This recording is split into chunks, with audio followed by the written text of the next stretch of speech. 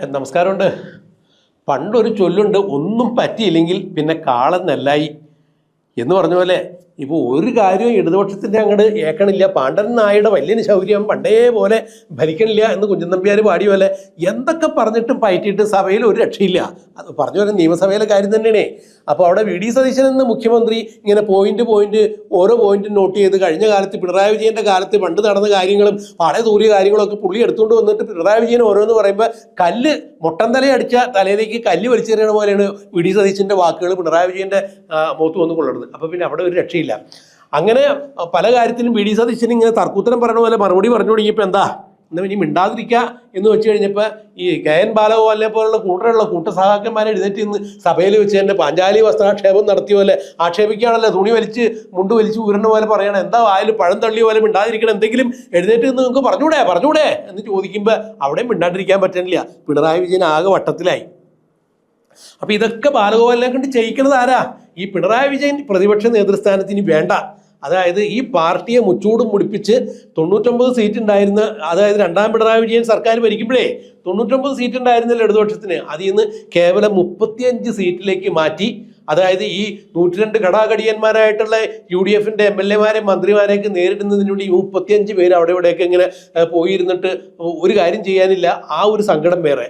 അപ്പോഴും ഈ ബാലഗോപാലൻ എന്ന ഒരു നേതാവിൻ്റെ ഒരു പ്രതീക്ഷ ഉണ്ടായിരുന്നു. പിണറായി വിജയൻ ഇപ്പം എന്തായാലും 71 വയസ്സായി, ആരോഗ്യം അദ്ദേഹത്തിന് തീരെയില്ല, നീർന്ന് നിൽക്കാനും പറ്റണില്ല, ചെവിയും കേൾക്കൂല, പഴയ പോലെ കണ്ണും കാണൂല, ഒരാളുടെ സഹായം ഇല്ലാണ്ട് മേച്ച് വെച്ച് നടക്കാനൊക്കെ ഒരാൾ. എന്നാൽ പിന്നെ ഒരു കാര്യം ചെയ്യാം, ഈ പുള്ളി വീട്ടിലിരിക്കട്ടെ എന്ന് പാർട്ടിക്കാർ വിചാരിച്ചില്ല, പുള്ളി ഒട്ട് വിചാരിക്കില്ല, പുള്ളി വീട്ടിലിരിക്കാനില്ല.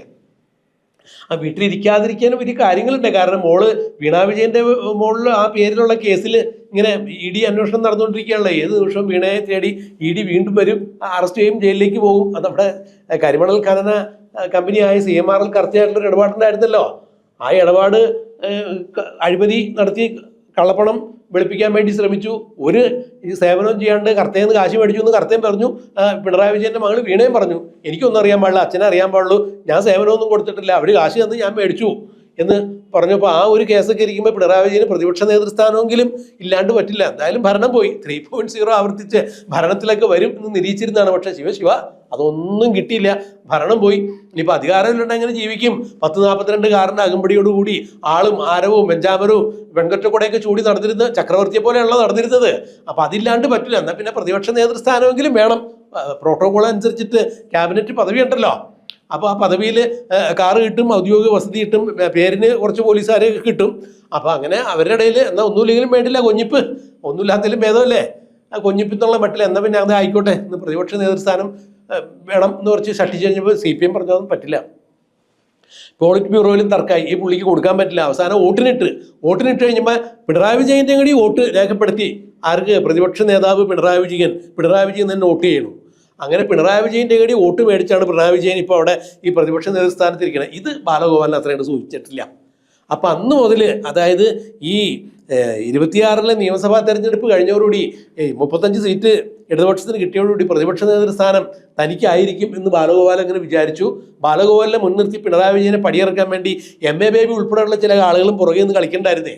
പക്ഷെ പിണറായി വിജയൻ ഈ അപകടം നേരത്തെ തന്നെ മണത്തെറിഞ്ഞ് പ്രതിപക്ഷ നേതാവിൻ്റെ കസേരയിൽ ചാടി കയറി അവിടെ അങ്ങനെ ഇരുന്നു. ഇനിയിപ്പോൾ പിടിച്ച് താഴെ ഇറക്കണം എന്നുണ്ടെങ്കിൽ ഇത്തിരി പണിയുണ്ടേ.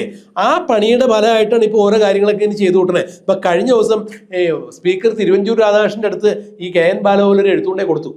പണ്ട് ഈ പിള്ളേർ ക്ലാസ്സിൽ പഠിക്കുന്ന പരസ്പരം പിള്ളേർ ലവ് ലെറ്റർ കൈമാറാൻ പുസ്തകത്തിൻ്റെ ഉള്ളിലെ കൊണ്ട് വച്ച് ആരും കാണാത്ത മൂലയിൽ വെച്ച് അങ്ങോട്ട് കൊടുക്കും എന്ന് പറഞ്ഞ പോലെ തിരുവഞ്ചൂർ രാധാകൃഷ്ണൻ കണ്ടപ്പോൾ പോക്കറ്റിൽ നിർത്താൻ കത്തങ്ങൾ കൊടുത്തു. ഇതെന്താ? തിരുവഞ്ചൂർ രാധാകൃഷ്ണൻ ചോദിച്ചു, ഇതൊരു എഴുത്തോ എനിക്കോ എന്താ അത്? അപ്പോൾ വായിച്ചു നോക്കി കഴിഞ്ഞപ്പോൾ ഈ LDFൻ്റെ പാർലമെൻ്ററി അക്കൗണ്ട്സിൻ്റെ ചെയർമാൻ കൂടിയാണല്ലോ ഈ ബാലഗോപാൽ. അപ്പോൾ ആ ഒരു തലത്തിലും ഈ പ്രതിപക്ഷ ഉപനേതൃസ്ഥാനം ഉള്ള ആളെന്ന രീതിയിലും എനിക്ക് ഇവിടെ ഒരു മുറി അനുവദിക്കണം, സെക്രട്ടേറിയറ്റിൽ ഒരു മുറി അനുവദിക്കണം. അത് സ്പീക്കറിൻ്റെ തൊട്ടടുത്തൊരു മുറിയുണ്ട്, ആ മുറി എനിക്ക് കിട്ടിയ തിരക്കേടില്ല. അപ്പോൾ തിരുവഞ്ചൂർ രാധാകൃഷ്ണൻ വല്ലാണ്ടെന്ന് അങ്ങോട്ട് ചിരിച്ചു. സ്വതവേ തന്നെ അദ്ദേഹം എന്തെങ്കിലും കേട്ട് കഴിഞ്ഞാൽ വെളുക്ക ചിരിക്കുന്ന ആൾ തന്നെയാണ്. അദ്ദേഹത്തിൻ്റെ ചിരിക്കും നല്ല ഭംഗിയുണ്ടല്ലോ. അപ്പോൾ അദ്ദേഹം ചിരിച്ചിട്ട് പറഞ്ഞു, അതെന്താ കുഴപ്പം, മുറിയൊക്കെ അനുവദിക്കാമല്ലോ. ബാലഗോപാൽ തുള്ളിച്ചാടി, മനസ്സിൽ ലഡു പൊട്ടി, ഇപ്പം കിട്ടും. എന്നാൽ കിട്ടിയത് വേറെ ഒന്നാട്ടോ. തിരുവഞ്ചൂർ പറഞ്ഞു, അപ്പം അതിനിപ്പോൾ എന്താ KN ബാലഗോപാൽ, അതാവാലോ, മുറിയൊക്കെ തരാം. പക്ഷേ നിങ്ങൾ പ്രതിപക്ഷ ഉപനേതൃസ്ഥാനത്ത് ഉള്ള ആളാണെന്നും ആ ആൾക്കൊരു മുറി വേണമെന്നും എന്നുള്ളത് നിങ്ങളുടെ പാർട്ടിയായ LDFന്റെ ഔദ്യോഗിക ലെറ്റർ പാഡിൽ ഒരു കത്ത് വേണം, പ്രതിപക്ഷ നേതാവിൻ്റെ ഒപ്പും വേണം. അങ്ങനെയാണെങ്കിൽ തീർച്ചയായും മുറി അനുവദിക്കാം. അതേ സ്പീക്കർ എന്ന രീതിയിൽ എനിക്ക് ചെയ്യാൻ പറ്റുള്ളൂ. അതാണ് അതിൻ്റെ കീഴ്വഴക്കം, നടപടിക്രമം അത് തന്നെയാണ്. ഈ നടപടിക്രമം ഇങ്ങനെയാണെന്ന് ബാലഗോപാലിന് അറിയാം. കാരണം ബാലഗോപാലൻ ആദ്യമായിട്ടല്ല നിയമസഭയിൽ ചെല്ലണത്. ഇതിനു മുമ്പ് മന്ത്രിയായിരുന്നു, അതിനു മുമ്പ് MLA ആയിരുന്നു. അപ്പോൾ ദീർഘനാൾ നിയമസഭാ സാമാജികനായിരുന്ന ബാലഗോപാലിന് അറിയാം സ്പീക്കറിൻ്റെ അടുത്ത് നിന്ന് എന്തെങ്കിലും ഒരു കാര്യം അനുവദിച്ചിട്ടുണ്ടെന്നുണ്ടെങ്കിൽ അതിൻ്റെതായിട്ടുള്ള രീതികളുണ്ട്, പ്രോട്ടോക്കോളുണ്ട്, നടപടിക്രമങ്ങളുണ്ടെന്ന് അറിയാം. പക്ഷേ ഇങ്ങനെ ഒരു കത്ത് കൊടുക്കുക വഴി ഇതൊരു ചർച്ചയാവും, മാധ്യമങ്ങൾ ചർച്ചയായും, സ്പീക്കർ ഇത് പറയും, പുറത്തറിയും. അപ്പോൾ പിണറായി വിജയനെ നീക്കാൻ വേണ്ടി അണിയറയിൽ ചില പ്രവർത്തനങ്ങൾ നടക്കുന്നുണ്ട്. കാരണം ഈ പ്രതിപക്ഷ ഉപനേതൃസ്ഥാനം നേരത്തെ CPI ചോദിച്ചിരുന്നതാണല്ലോ. CPI ഈ പ്രതിപക്ഷ ഉപനേതൃസ്ഥാനം തങ്ങൾക്ക് അവകാശപ്പെട്ടതാണ് എന്ന് അവകാശം ഉന്നയിച്ച് ബിനോയ് വിശ്വമൊക്കെ കൂടി ഹാലളകി പിണറായി വിജയൻ്റെ അടുത്ത് വന്ന് പറഞ്ഞു, ഇതേ നിങ്ങൾ പ്രതിപക്ഷ നേതാവൊക്കെ ആയിക്കോളൂ, പക്ഷെ ഞങ്ങൾ 8 പേരുണ്ട്. അതായത് ഈ 35 പേരിൽ 8 പേര് ഞങ്ങളാ, നിങ്ങൾ 26 പേരുള്ള ഒരു RJD കുട്ടി 35.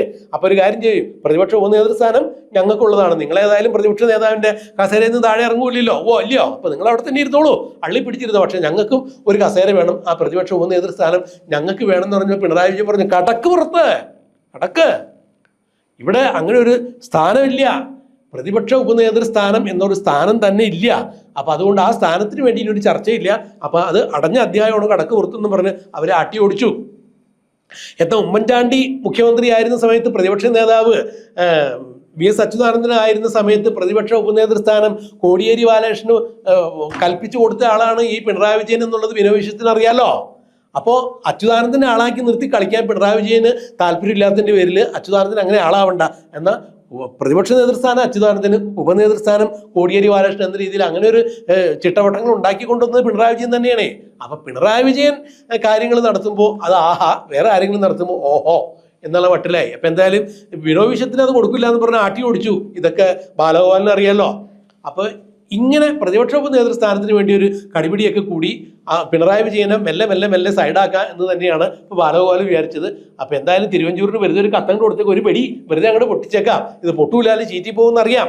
പക്ഷേ എങ്കിലും ഒരു കതിനയ്ക്കൊരു സ്ഥിതി കൊളുത്തി, അത് ടപ്പേ എന്ന് പറഞ്ഞ് പൊട്ടാൻ പോണേ ഉള്ളൂ. കാരണം ഈ സെപ്റ്റംബറിൽ പ്ലീനം അവരുടെ സംസ്ഥാന സമിതി വിപുലീകരിച്ച് സംസ്ഥാന സമിതി ചേരണ്ടേ കോഴിക്കോട് വെച്ചേ.